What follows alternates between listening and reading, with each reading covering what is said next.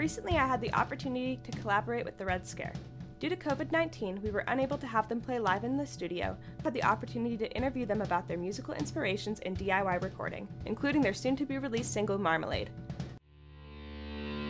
So let's start with some intros so listeners can associate voices with names and also just say what you play in the band. Hello, my name is Quinn Miller, and I play the bass. My name is Walker Urban. I play drums and other things. Yeah, I'm Larson Ross, and I play guitar and sometimes sing. I'm Johnny Westerberg, and I play guitar. Awesome. I feel like lots of musicians are inspired by a variety of genres. What are some of your musical inspirations in both your genre and genres people may not associate with your music immediately? Inspirations has always been King Cruel. Discovered him at a young age, and really that kind of personality he has and kind of music he makes really inspired me to make more music. Something more similar to our genre of music would be The Garden. Those twins are crazy. You know, they really send me some kind of different inspiration. Yeah, I guess along with the whole King Cruel thing is, I guess we have more jazz influence probably than people would think. Or, I mean, with my drumming anyways, I guess some of the chords we pick are more like associated with jazz. But yeah, I mean, a lot of post-punk and kind of shoegaze for this one as well, because the writing of this one was kind of spread amongst a couple of years, I'd say. Marmalade? Well, we wrote that one a couple of years ago, but it's kind of changed over time. But I think the inspiration for that was more kind of like Pavement, like kind of 90s rock stuff, like country.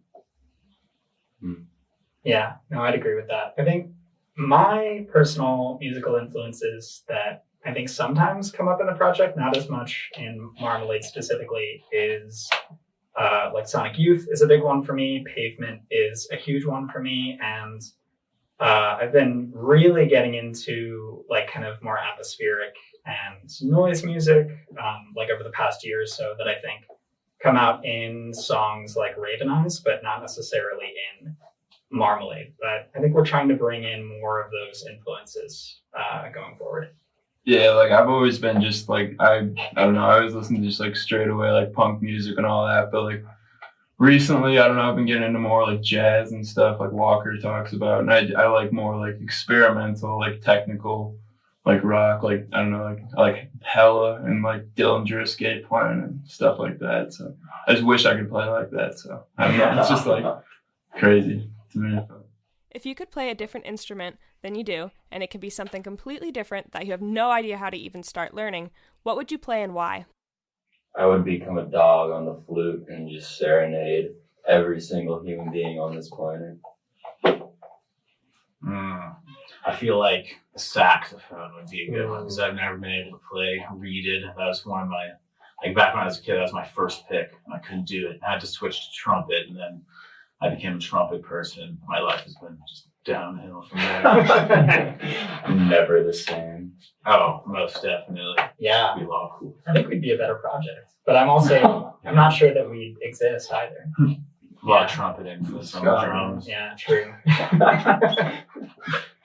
Yeah, Johnny, what about you? Probably drums if I had to pick one. Drums are like just be really good at piano. Like kind of basic, but I don't know.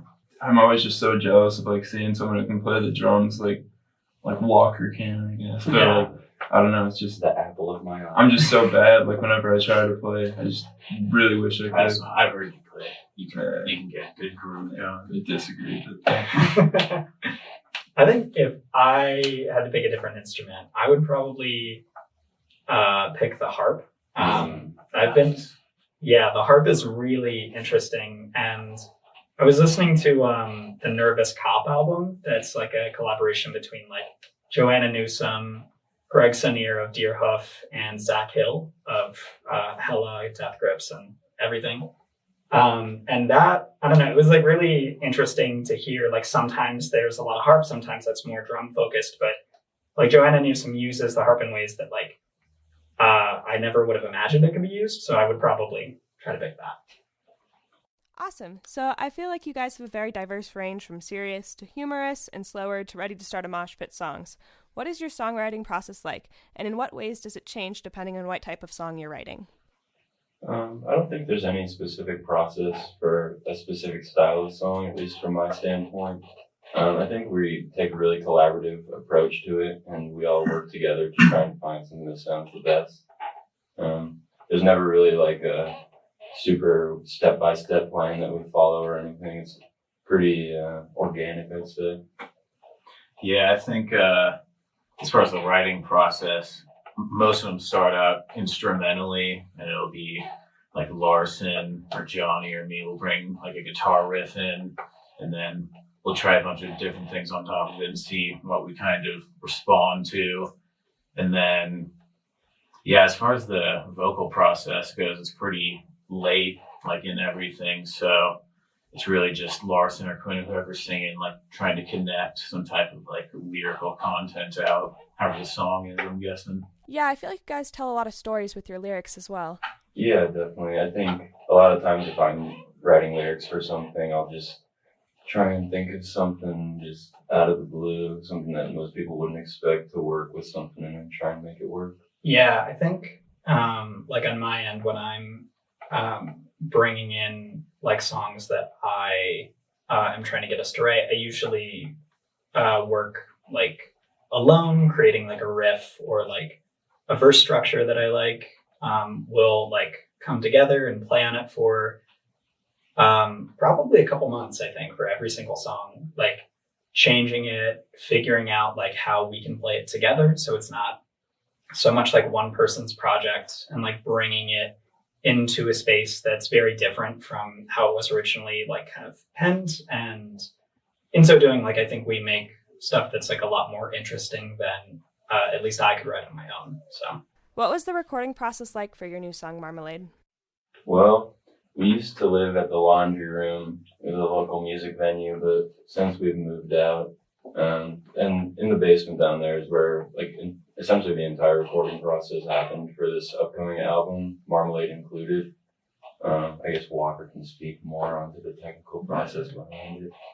Yeah, well, I think we made the decision a while ago that we wanted to record as much as possible on our own, just to kind of learn the ropes and not be rushed to put something out or be on studio time. So back like around New Year's, we just bought a bunch of gear and started recording that type of stuff. So, I mean, we've been kind of in the process of like gathering recordings of it for about like 8 months, like since January about. And yeah, we would just record them in the basement and then kind of gradually layer on tracks and mix them and kind of pass them back and forth and see what changes we want to make. Or yeah, it's kind of a more drawn out process than writing. It is almost like it's kind of writing as you're recording it. yeah, a lot can change when you're like doing it in the way that we're doing it, because we're not like trying to hammer out the song that we have pre-written, like, you know, as quickly as possible in the studio, like in a track by track fashion. We're able to kind of take our time with everything that we've done, which is nice. The pandemic actually, in some ways, was really difficult to deal with in terms of recording, because like we had to put in place like different processes for like socially distancing within like the basement area, like trying to figure out like how we can, you know, safely record in the first place. But that did give us like a lot of time to really marinate on like different aspects of the song, like change things around, do like a little bit more writing than we otherwise would. Yeah, absolutely. Thank you guys so much for talking to us. To end the show today, here is Marmalade by The Red Scare, soon to be released on September 9th. I'm Maddy Erskine, local music director, and thank you for listening to 90.5 KCSU Fort Collins.